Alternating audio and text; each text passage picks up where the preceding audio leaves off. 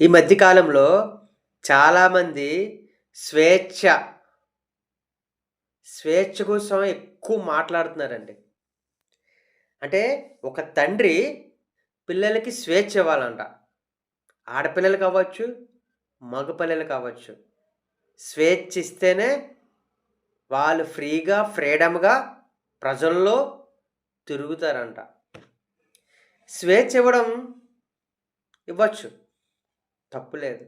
కానీ ఆ తండ్రి, ఆ తల్లి సమాజంలో 40, 50 సంవత్సరాల నుంచి ఈ సమాజం చూసుకుంటూ ఒక సీనియర్ హుందాలో ఉన్నారు.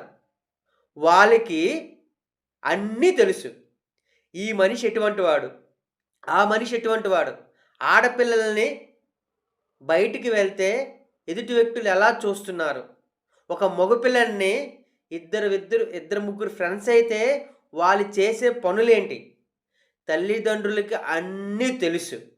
ఇవన్నీ తెలుసు కాబట్టి మన జీవితంలో ఏమి కోల్పోయామో మన పిల్లలకి అవి రాకూడదు. వాళ్ళు బాగా చదువుకొని మంచి జాబ్ చేసుకొని వెల్ సెటిల్డ్ అయితే వాళ్ళ జీవితంలో వాళ్ళు బాగుపడతారని ఒక చిన్న ఆశతో, చిన్న కోరికలతో తల్లిదండ్రులు పిల్లలని "అమ్మా! నువ్వు ఇలా ఉండకూడదు. బాబు! నీ ఫ్రెండ్స్‌తో బయటికి తిరగకూడదు. నైట్ 8 గంటలకల్లా నువ్వు ఇంట్లోనే ఉండాలి. అమ్మా! నువ్వు ఇటువంటి బట్టలు వేసుకోకూడదు. నువ్వు ఈ విధంగా ఉండాలి. నువ్వు ఆ విధంగా ఉండాలి." తల్లిదండ్రులు లాక్ చేస్తారు. అంటే తల్లిదండ్రులు ఎందుకు లాక్ చేస్తారు? తన పిల్లలు బాగుపడాలనే తప్ప గాని, ఆ తల్లిదండ్రులు పిల్లల యొక్క స్వేచ్ఛని తినేద్దామని కాదు. అంటే ప్రతి ఒక్క తల్లిదండ్రులు ఎలా ఆలోచిస్తారంటే, వాళ్ళకి కొన్ని కోరికలుంటాయి.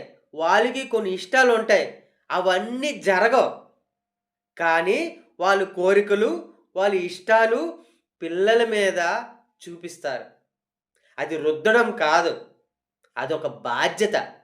సో ఫ్రెండ్స్, ఆడపిల్ల అవ్వచ్చు, మగపిల్ల అవ్వచ్చు. అమ్మా, నా అమ్మా, నాన్న మాటలని వినండి. వాళ్ళు మీకోసమే ఉన్నారు. మీ ఆనందమే వాళ్ళకి కావాలి. మీరు సక్సెస్ అయ్యి ఒక మంచి జాబ్ సంపాదిస్తే వాళ్ళకదే 10,00,00,000తో సమానం. బాయ్. అమ్మా, నాన్న మాట వినండి.